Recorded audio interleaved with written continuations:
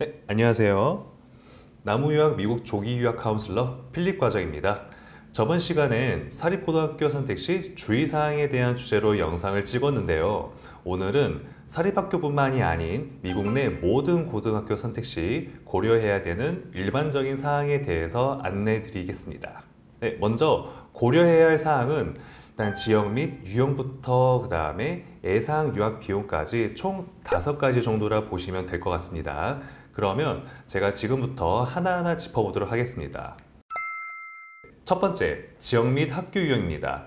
우선 학생이 어느 지역에서 공부를 할 계획인지 정해보셔야 됩니다. 미국에서 고등학교 진학을 결정하셨다면 아시겠지만 미국은 대한민국의 대략 100배 정도의 크기이고 그만큼 방대한 지역과 다양한 주로 구성이 되어 있기 때문에 어떤 주 혹은 지역의 고등학교에 지원할 것인지 먼저 정하셔야 됩니다.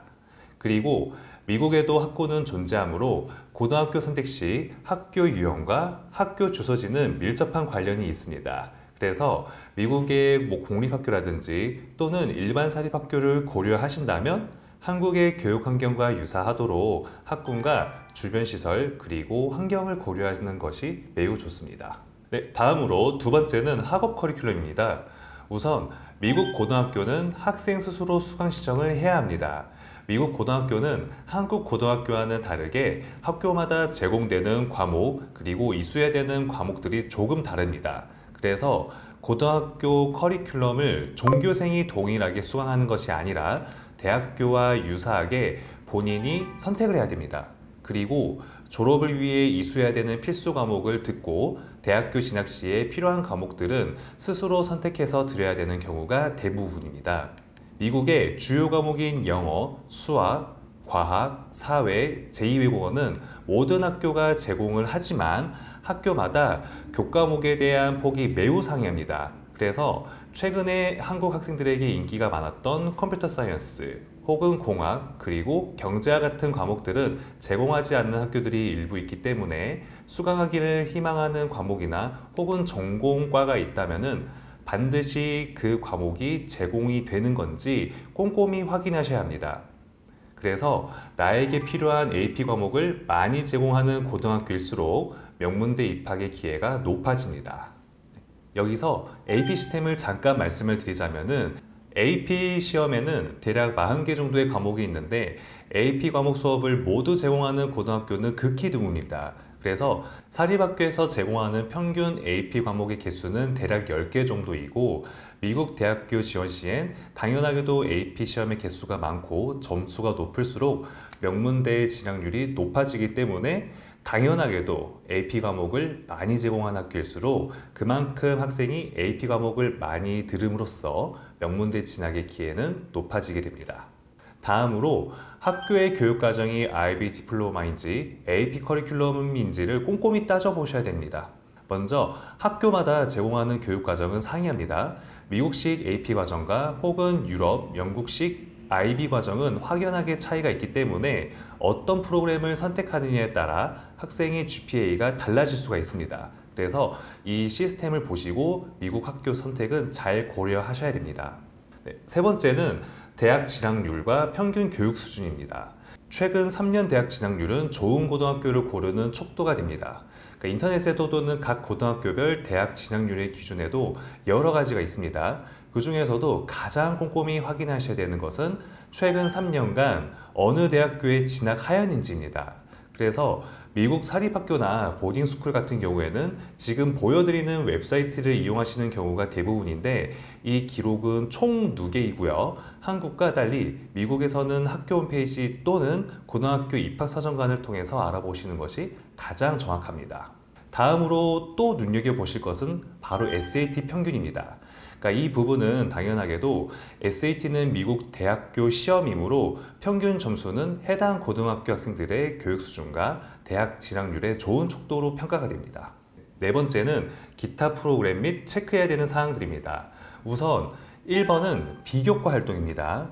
그래서 학생의 필요에 따라 예술, 스포츠 또는 봉사활동, 과학, 연구활동처럼 스템 교육에 필요한 시설 등을 제공하는지 등을 체크하는 것이 가장 좋습니다. 네, 다음으로 이제 2번입니다.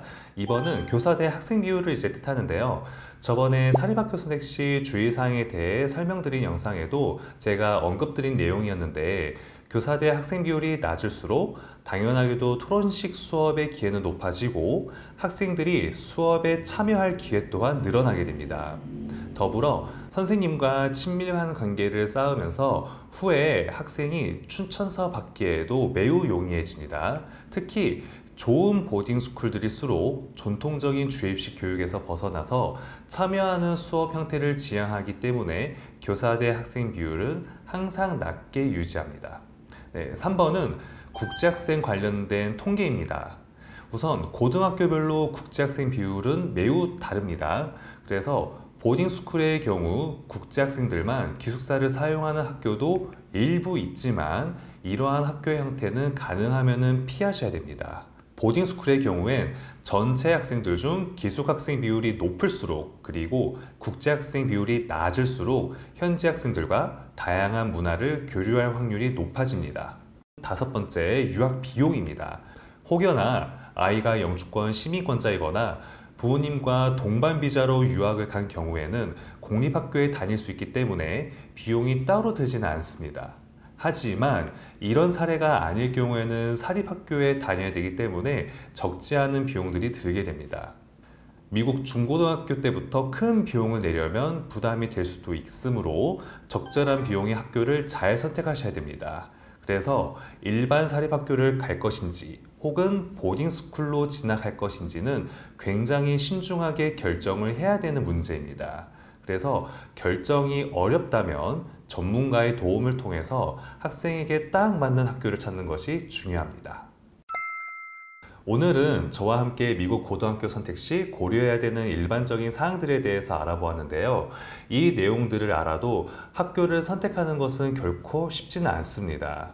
학교 선정은 우리 아이의 미국 조기 유학 생활의 방향성을 정하는 핵심이므로 다각적인 성향 분석과 목표에 따라서 신중한 결정이 필요합니다.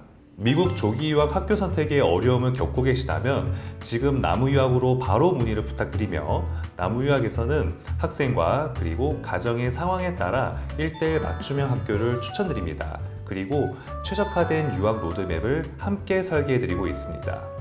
그럼 다음에도 유익한 정보로 돌아오겠습니다. 감사합니다.